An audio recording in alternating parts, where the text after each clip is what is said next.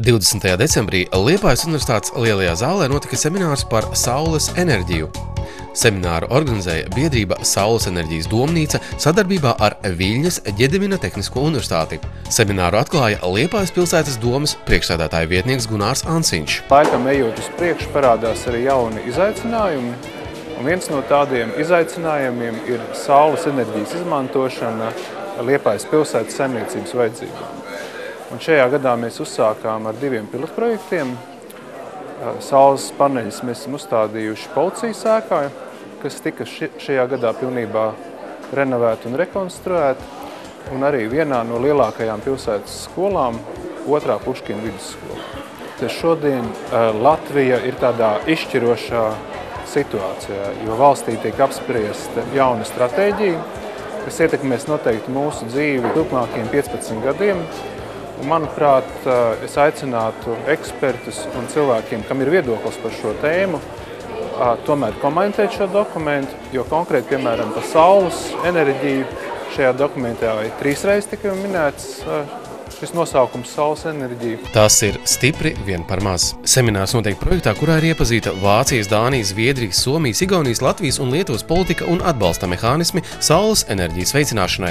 Ja runā par Vāciju, šī valsts ir tālu priekšā citām valstīm šajā jomā. Dānija, Zviedrija, Somija, kur klimatiskie apstākļi attiecībā priekš saules ir īstenībā pat mazliet sliktāk nekā viņi ir Latvijā. Bet saules enerģijas izmantojošo iekārtu izmantošana, sabiedrības informētība par šīm pozitīvajām, pozitīvo pusi no šo tehnoloģijas izmantošanu ir ar kārtu lielāka. Valsts ir atpazinusi saules enerģiju kā veidu, kas mājsaimniecības sektorā motivē mājsaimniecības domāt par zaļo enerģiju. Biedrības Saules enerģijas domnīca pārstāvji ir tikušies arī ar valsts institūciju, pašvaldību, nevalstiskā sektora, universitāšu un industrijas pārstāvjiem. Valdībai būtu jādara daudz. Sāksim ar to, ka valdība šobrīd ir sagatavojusi enerģētikas stratēģiju līdz 2020. gadam. Šajā stratēģijā ir jāatpazīst saules tehnoloģija kā viena no formām, kā mājsaimniecības, kā reiz padarīt šādas imūnākas. Ir secināts, ka ekonomikas ministrija nezina to, ko pēdējos 2 gadus ir darījusi Vides aizsardzības un reģionālās attīstības ministrija, kas ir investējusi milzīgus līdzekļus saules tehnoloģiju attīstībā, lai mājsaimniecības saules enerģiju izmantotu daudz plašāk. Izvērtējot situāciju, ekonomikas ministrijai ir jāatzīst, ka saules enerģija jau šobrīd Latvijā aktīvi tiek izmantota, un tādēļ jārada apstākļi, lai šī tendence attīstītos. Šobrīd Latvijas pieņemtā politika ir ieviesta neto uzskaites sistēma, kurā rādītāju mērījumi ir jānolasa vienreiz mēnesī. Lai gan ideja ir ļoti laba un progresīva, tā tomēr nesaskan ar citu valstu pieņemto pieredzi. Šos rādītāju mērījumus veikt vienreiz gadā. Mēs gribējām ar šī projekta palīdzību gan celt to cilvēku zināšanu līmeni, gan arī saprast, kas būtu tās labākās lietas, ko, piedāvāt Latvijas valdībai vai likumdevējiem, kā labāk attīstīt industriju, kā viņu labāk atbalstīt. Projekts ir Latvijas-Lietuvas pārrobežu projekts.